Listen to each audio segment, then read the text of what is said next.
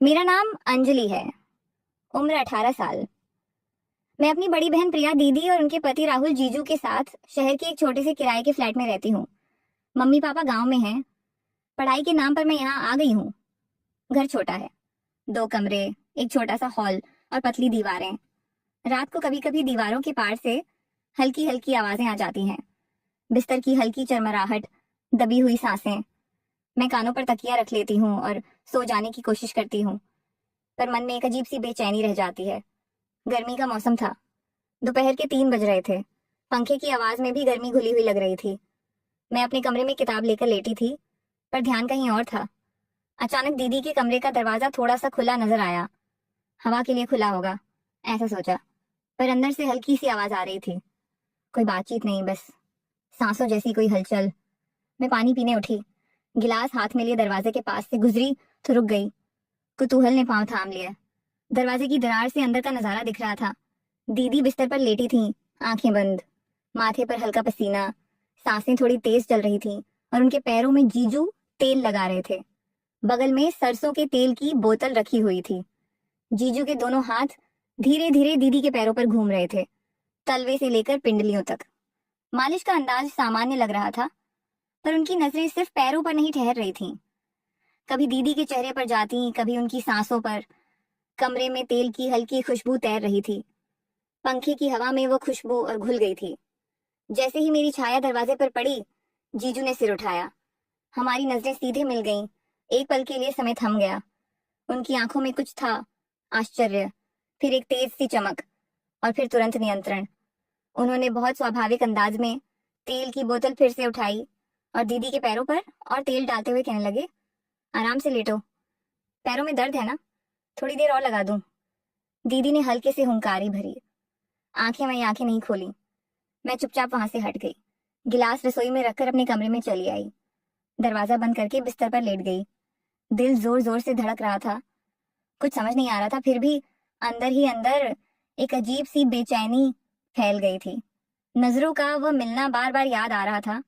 जीजू ने मुझे देख लिया था और फिर तुरंत तेल की बोतल उठा ली थी, जैसे कुछ छिपाना चाहते हो, जैसे वह मालिश सिर्फ मालिश ना हो। आधे घंटे बाद मेरे दरवाजे पर हल्की सी दस्तक हुई। अंजलि, आवाज जीजू की थी, धीमी पर साफ। मैं उठी, दरवाजा खोला। जीजू बाहर खड़े थे। हाथों पर तेल की चमक अभी भी बाकी थी। कमीज के ऊपर के 2 बटन थोड़े ढीले थे। माथे पर हल्का पसीना चमक रहा था। उनकी आंखों में वह वही चमक थी जो दरवाजे की दरार से दिखी थी। अंदर आ, 1 मिनट, उन्होंने कहा। आवाज बिल्कुल सामान्य थी, जैसे कोई साधारण बात कह रहे हो। मैं उनके कमरे में चली गई। दीदी का बिस्तर थोड़ा बिखरा हुआ था, तकिया एक तरफ खिसका हुआ, चादर में हल्की सिलवटें। कमरे में तेल की खुशबू अभी भी तैर रही थी। जीजू ने दरवाजा बंद कर दिया, लेकिन कुंडी नहीं लगाई। फिर बिस्तर के किनारे बैठ गए और अपना एक पैर आगे बढ़ाया। शाली, एक काम कर दो, उन्होंने सहज स्वर में कहा। तुम्हारी दीदी सब्जी लेने गई हैं, बाजार थोड़ा दूर है। कम से कम 3-4 दिन लगेंगे, नहीं 1 घंटा तो लगेगा ही। तब तक ये सरसों का तेल ले आओ और मेरे पैरों में लगा दो। सुबह से दर्द कर रहा है, एड़ी के पास चोट सी लग गई है। उन्होंने अपना दायां पैर थोड़ा घुमाकर दिखाया। एडी के पास हल्की सी खरोंच थी। सच में चोट लग सकती थी, पर उनकी आंखों में जो बात थी वह सिर्फ चोट की नहीं लग रही थी। मैं चुपचाप रसोई से तेल की बोतल ले आई। हाथ थोड़े कांप रहे थे। जब लौटी तो जीजू बिस्तर पर आधे लेटे हुए थे, तकिए के सहारे।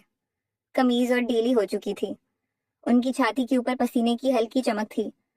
मैं फर्श पर बैठ गई और उनका पैर अपनी गोद में ले लिया। तेल की बोतल खोली, हथेलियों में तेल लिया और धीरे धीरे तलवे पर फेरने लगी। कमरा शांत था। सिर्फ हाथों की हल्की आवाज और दीवार, घड़ी की टिक टिक सुनाई दे रही थी। पंखे की हवा तेल की खुशबू को पूरे कमरे में फैला रही थी। मैंने ईड़ी पर ध्यान दिया। जहां खरोंच थी वहां हल्के हाथों से रगड़ा, फिर पिंडली की तरफ बढ़ी। जोर से लगाना, जीजू ने कहा। आवाज थोड़ी धीमी हो गई थी। वहां दर्द ज्यादा है। मैंने और दबाव दिया। उंगलियां अब घुटने के नीचे तक पहुंच चुकी थी। उनकी त्वचा गर्म थी। हर छूने पर मुझे अपना दिल तेज धड़कता महसूस हो रहा था। जीजू ने आंखें बंद कर लीं। सांसें पहले से थोड़ी गहरी हो गई थीं। कभी कभी उनकी छाती हल्के से उठ गिर जाती। थोड़ी देर मालिश करते हुए सन्नाटा बना रहा। फिर अचानक उन्होंने आंखें खोली और पूछा, तुमने देखा था ना दरवाजे से? मेरे हाथ एक पल के लिए रुक गए। मैंने सिर नीचे रखा, जवाब नहीं दिया, बस हल्के से सिर हिलाया। समझ गई थी तुम, उन्होंने बहुत धीमे स्वर में कहा, इसीलिए मैंने तुरंत तेल उठा लिया था, दीदी के पैरों पर लगा दिया था।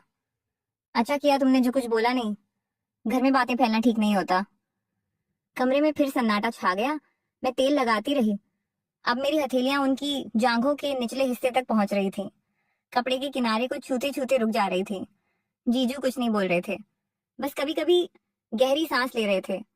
उनकी नजरें कभी छत पर जाती, कभी मेरे झुके हुए चेहरे पर। थोड़ा और ऊपर लगा देना, उन्होंने बहुत हल्के स्वर में कहा। आवाज में कोई हुक्म नहीं था, बस एक अनुरोध। मैंने कुछ जवाब नहीं दिया, बस हाथों को थोड़ा और आगे बढ़ा दिया। कमरे का तापमान पहले से बढ़ा हुआ लग रहा था। पसीने की हल्की सी महक तेल की खुशबू में घुल गई थी। मेरे अपने माथे पर भी पसीना आ गया था।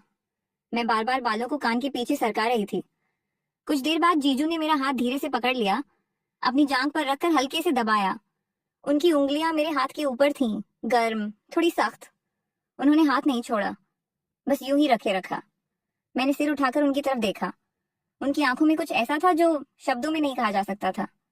कोई भूख नहीं, कोई गंदी बात नहीं, बस एक गहरी सी समझ, जैसे दोनों एक ही बात जानते हों और कहने की जरूरत ना हो।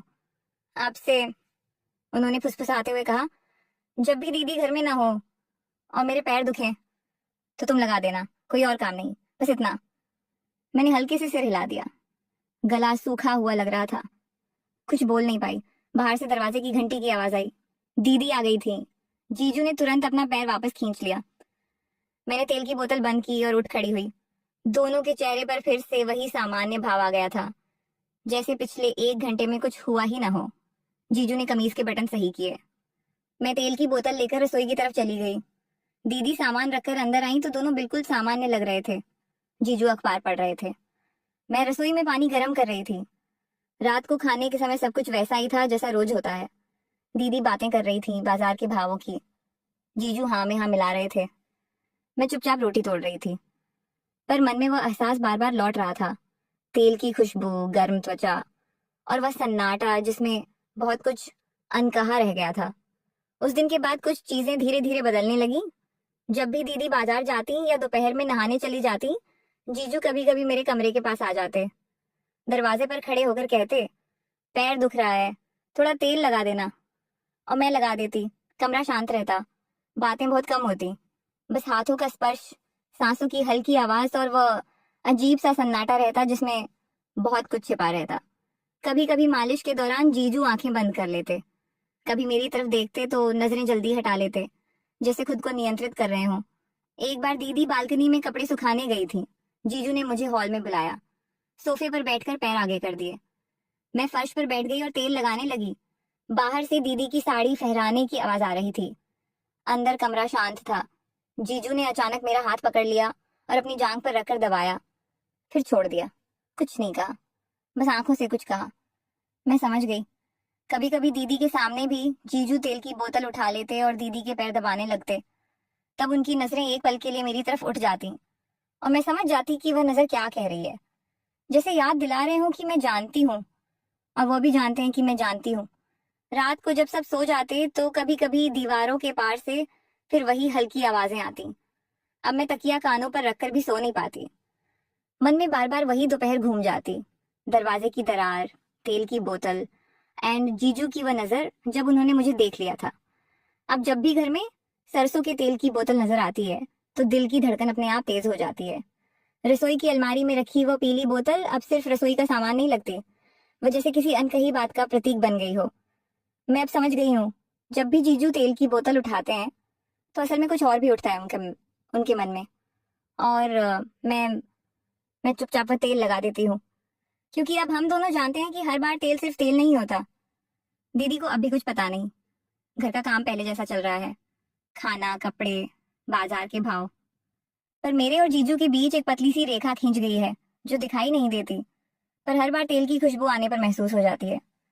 कभी कभी मैं सोचती हूँ कि ये सब कब तक चलता रहेगा, कब तक हम सिर्फ नजरों और सन्नाटे में बात करते रहेंगे। पर जवाब नहीं मिलता। बस अगली बार जब दीदी घर से निकलती है तो मैं जानती हूँ कि देर सवेर दरवाजे पर दस्तक होगी और आवाज आएगी, अंजलि, पैर दुख रहा है, थोड़ा तेल लगा देना।